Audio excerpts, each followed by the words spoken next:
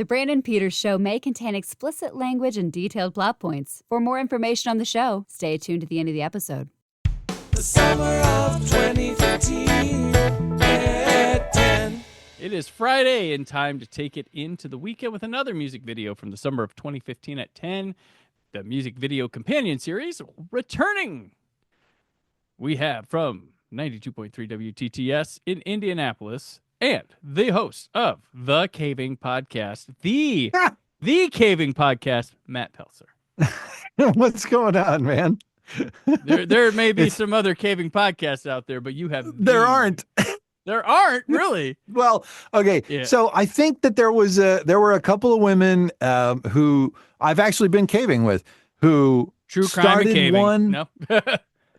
They started one and did it for a little while, but I don't know why they stopped. But yeah, they quit doing it. I think there's one or two other people that have started or tried something, and I know of people who want to try something. But it's it's hard to keep a podcast going, really going. A lot of people start them, but never finish them. They get to episode 3, and then if they don't stop by episode 3, I believe it's episode 9. We've only got 14 listeners.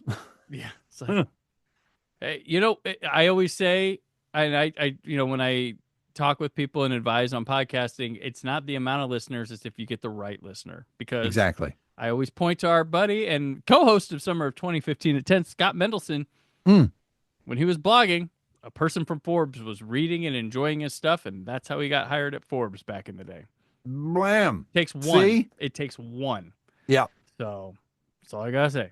Just it's always right. And I always tell people, look at YouTube, look at the numbers. There are people, I see people with way more subscribers than I do, but when you go to their videos, it's like 1 view, 2 views, 3,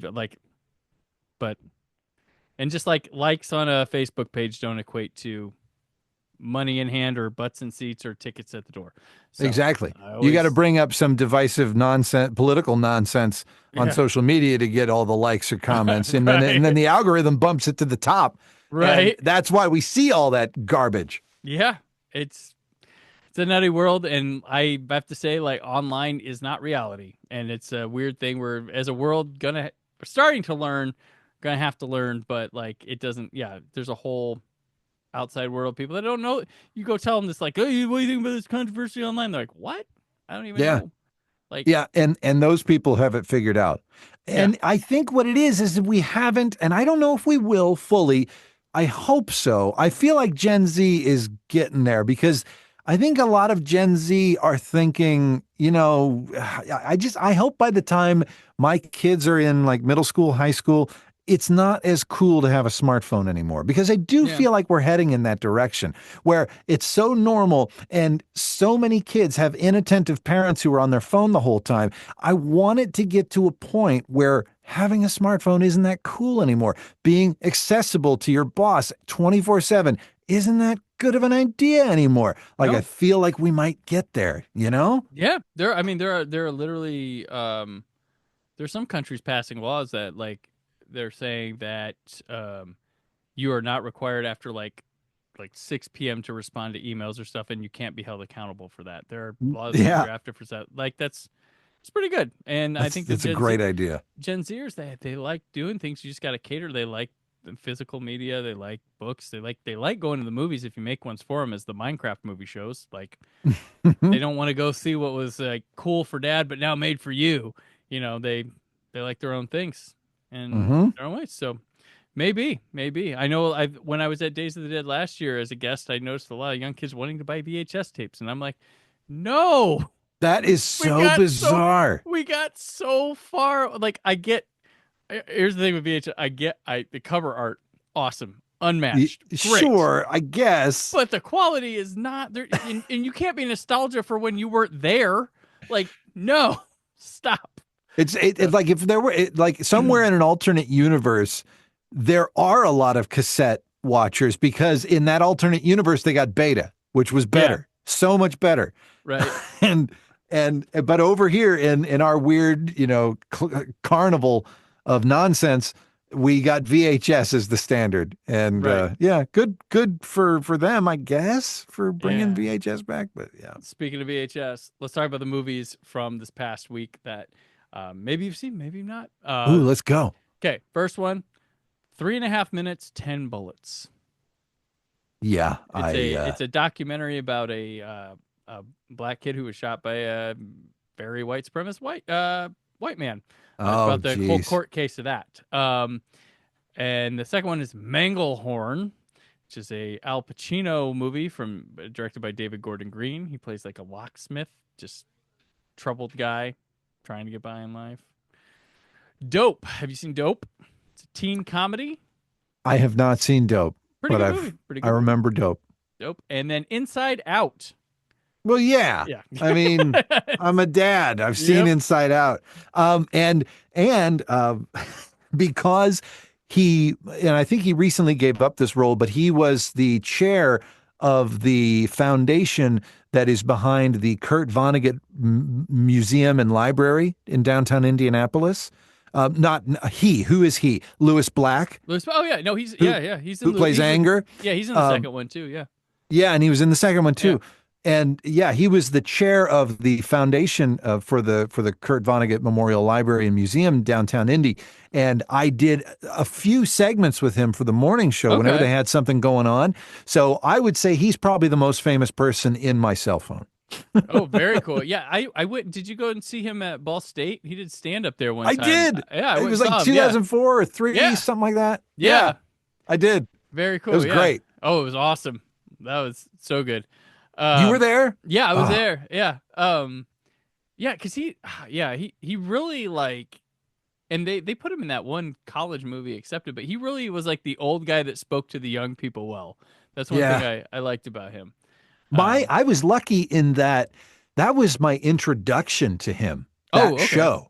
Like all my friends were going and they're like, and I think I had seen him on the Daily Show once Yeah. or twice. He's that guy who yells on the Daily Show. And I was like, okay, I think I know who you're talking about. And I went and I was blown away, Yeah. fan for life. Yeah, you leave his comedy show changed. Like that's Yeah, you really how good do. he is. That's how good he is. Yeah. Okay. So our song today is Sugar, which is the third single from Maroon 5's fifth album, The Roman numeral 5. But yours has been like these titles that have been like these letters. That's Yeah. Very We good. did the Ed Sheeran one and now it's V or 5. Yeah. It's probably 5 because it's the 5th. Get it? right. So clever. The other singles were Maps, Animals, and Feelings, which I just realized sounds like an album title itself when I say it that way. Maps, Animals, and Feelings. The new album.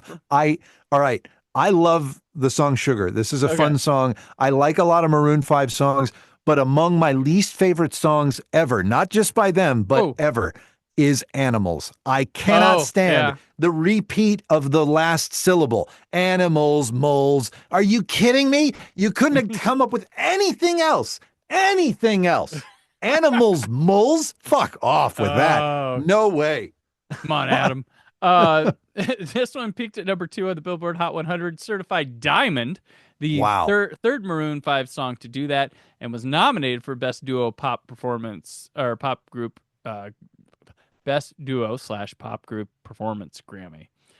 Did not. I mean, Diamond, I'm not surprised because of at the time of this recording, it's got like 4.7 billion views on YouTube. Yeah. Wow. Yeah, and you still hear it regularly. So yeah, Maroon 5, we talked about them last summer. We did This Love, that Jennifer Rayford did that. I decided to give her a break from Maroon 5, throw it over to you. But I really, so like with them, I was huge on the Songs About Jane album and then just kind of never, I heard him on the radio and stuff all the time. And now he's currently in 2015, where we're here, he's hosting The Voice. So he's on that show as well. So he's got a whole nother branch of popularity. So yeah, do you like Sugar the song? I do like Sugar the song. One of my favorite, you talked about Songs About Jane. Mm-hmm. One of my favorite facts about Maroon 5 is that when they went in to record Songs About Jane, like in pre-production with the songs that he had written, none of them had bridges. And that's one of Oh. my favorite things about songs about Jane is I love the bridges on those songs. They're just like, especially in what was the big hit, This Love. Yeah. In This Love, it's got, to me, one of the best bridges of the aughts. Yeah. Because it's just, I see your broken wing, I bear your, and it's funky and good and soulful, but that wasn't there when he wrote the song. Classic first-time songwriter, rookie mistake. Don't write a bridge, and he didn't. But his producer helped him through it, and we ended up with some of the best ones of the aughts. That's why a producer is helpful. That's why Yes. the suit, this guy comes, that's why they work. That's why they know what's going on. They had a huge album after huge album. Mhm.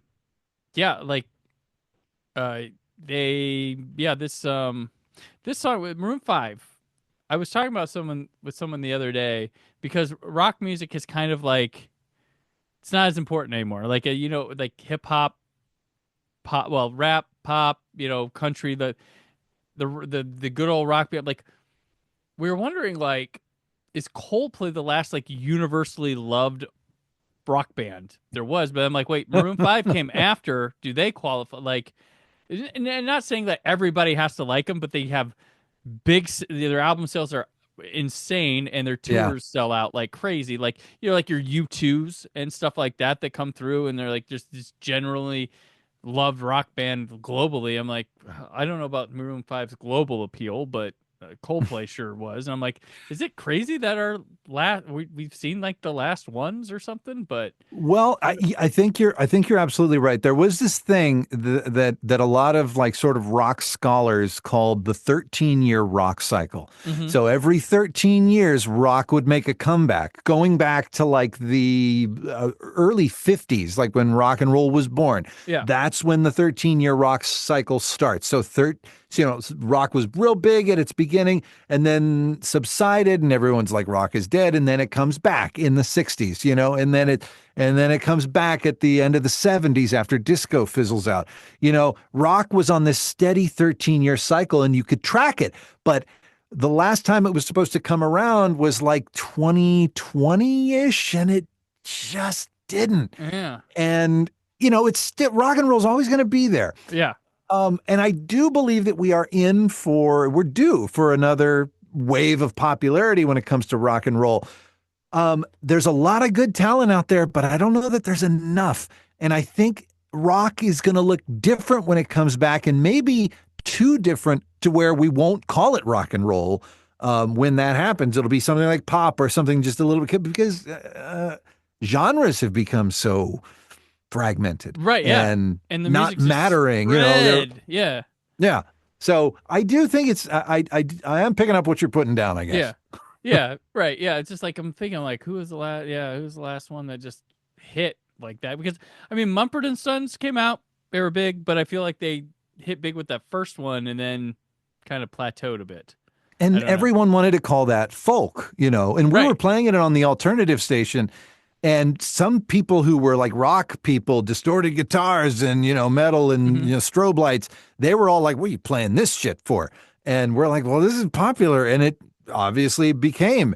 And so, like I said, it's kind of, it's being called different things. The alternative label is the funniest thing. I think years ago, the guy, Nate Utesh, who did my theme song for this podcast and stuff, we were talking about, he's got a band called Metavari, and he does graphic design for album covers and stuff. But we were talking about like the alternative thing, especially the 90s was funny because you listen to the alternative station and you would hear Soundgarden, Gravity Kills, Blues Traveler, and Jewel, like in some, and then Limp Bizkit. It's like it was like alternative. Yeah. It's like, is it just what adults aren't liking? Is that what alternative is? I mean, essentially, that's why it's called alternative. Yeah. Because and it is so funny that it's even a classification anymore. Yeah. But I mean, that's basically what it is. Except now you've got formats like my radio station, Adult Album Alternative, where it's like cool music for grown-ups. Hey, those AAA charts matter. They do, man. That's where the old especially in the rock world. Yeah. But But yeah, no, it's just kind of interesting. So the music video they did for this one was directed by David Dobkin. So he had done videos back in the day for Tupac, Coolio, Elton John, but he's mainly a movie director. He did Clay Pigeons, Shanghai Nights, Wedding Crashers, which will He did Clay Pigeons? Yeah. Oh, I love that movie. Fred Claus, The Judge. Recently, the Eurovision Song Contest, The Story of a Fire Saga, had Will Ferrell. And he did episodes of Resident Alien and Iron Fist. And he's an executive producer on 2 movies we talk about this summer on the series, The Man from U.N.C.L.E. and Vacation. But this video, Adam Levine wanted him to direct it. He wanted to bring him in. They knew each other for a long while, and they decided to be inspired by Wedding Crashers, and they wanted to crash actual weddings and just perform the song there, just surprise and everything. And there was actually a reality TV series based off this music video that came out on YouTube in 2018. I think that was during the YouTube Red era where YouTube was just like buying everything. My one friend Maranzio has a hilarious story about selling a show to YouTube TVs. Maybe someday he'll come on here and talk about it. But controversially, some people think this music video was staged and faked, not real reality. But I don't know, man. Those you be the reactions are judge. pretty real. Yeah. Well, they apparently talked to the groom, I believe, first to be okay. Like, would she be okay with it? Because the last thing you want is like, I hate that band. You know? Right. Even if you don't like Maroon 5 and they show up and play it like your reception or something, and you're like, okay, well that's cool, because like what, the Gino and the Honkers, your cover band that you brought, like that's more memorable. I don't know. I came up with Gino and the Honkers, but like just they come by, they play one. Well, what they would do is they would come, they'd stage it up, and a producer would be like, hang on, folks. And then they drop the white curtain. Maroon 5 play Sugar, but then after, Adam would go solo acoustic while they were breaking down and play She Will Be Loved for the bride and groom to dance to, for themselves. So that's what they would do. I don't know. What are your thoughts on the video?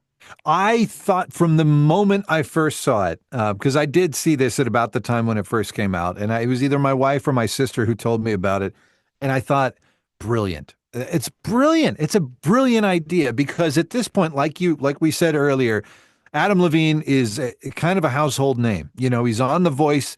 People recognize him. He is and always has been a very handsome rock star. He's a good-looking dude. With abs. With abs. You got the the girls abs, ask you got him the to tats. cheer for him to take his shirt off at shows. Right. And he's wearing glasses in this thing? Thirst trap. Come on. Oh gosh, yeah. So he's great and well known, and yeah, like even if I did hate him, I'd be like, we can tell that story for the rest of our lives. You remember that band? Or probably Maroon 5 is the kind of band who's going to be around forever. Maroon 5, they played at our wedding. Like, come on. We got the pictures. We got watch the video. Go. It's We're right in here. a music video. Our wedding is captured for life on this prank that happened. How many release forms did they have to bring? How many legal releases did they have to? How much time was spent? Form a line. Oh yes, before you get a piece of cake, or while you're signing the guest book, you please sign the sheet. Sign the release. I didn't think of that. That's nuts. Yeah, they had to. Yeah. Oh my gosh, that's funny. I don't think they did. I feel like they don't. I don't think they did it like that many weddings in that one day. Like I feel like that could be fibbed. Like we're gonna crash. That could be. Yeah, but I don't know, man. Maybe they did. Yeah. Maybe they did. Maybe they did. But I mean, it's a fun thing. It's different, and like I said, inexpensive concept for them to do in this day and age with things. But it works. It's fun. I like seeing people nowadays love watching reaction videos. And what is this? A reaction video. It is exactly. It's a whole 4-minute reaction video. It's not about, I guess for some people it's about checking out that Adam Levine while he's singing, but for a lot of people the enjoyment is watching the reaction of the brides and the wedding parties and seeing that. So it's the best. Like I'm saying, like I don't think this was faked. Yeah, like when they walks by the cook and he's like, "What the hell?" Like he recognizes Adam. Yeah, Levine. I love that part. Like, what? That guy watches The Voice. Yeah. Yes, he does. The Voice on NBC. Yeah. Still going. He's like the main, like him and Blake Shelton have been on there forever, I think. Yeah. But yeah, big time The Voice. And stuff Yeah. like that, so. I've never seen a single episode, but good for them. I had to explain it to Aaron. He's like, how does that show work? I've never watched it. I'm like, I caught like 2 seconds of it once. And it was like, they sit with their backs toward it. And then like somebody sings, and then they like hit a button if they want to see who it is. And then if they see who it is, they have to like take it, or if more of them see it, they have to like beg the person to take them or something like that. And then they have teams, and then they prep them, and then they have like an American Idol type elimination thing. So okay, that's what I gather from The Voice. Voice fans, correct me if I am wrong on any of that. So yeah, so that is Sugar by great song, great video, and a pretty good band. Yeah. If they could remove animals from their entire catalog, that would then I would take away the pretty and be like, good band. So that one is not on our rotation when you're. If I never hear that song again, it'll be too soon. There we go. Very good. So thank you. This is a wrap on you for the summer of 2015 at 10. So in the meantime, how can people keep up with your happenings? I am on Instagram at Matt Pelsor Radio. I post videos from the show when I say something inspiring or maybe funny. Or just about the weather. I don't know. I try to post at least 3 videos a week. I shoot for 1 a day, but they go in the story, sometimes in the reels. But yeah, Instagram, Matt Pelsor Radio. All right, excellent. I'm on the socials at Brandon4KUHD. Do not forget to subscribe to the YouTube channel. A lot of extra stuff going on there. And I'll be at PopCon June 27th and 29th. The Indiana Convention Center in downtown Indianapolis. More information at popcon.us. Monday, Scott, Aaron, and I discuss A Little Chaos, Escobar, Paradise Lost, Max, and Ted 2. All that and more as the summer of 2015 at 10 continues. The summer of 2015 at 10. Thank you for listening. The Brandon Peters Show is a Creative Zombie Studios production. Produced by Brad Shoemaker and Brandon Peters. Written and edited by Brandon Peters. Announcer vocals by Jessica Alsman. Theme song by Metavari. Web design and show art by Brad Shoemaker with Brandon Peters. All music and clips featured in the episode are property of their respective studios, and no infringement is intended.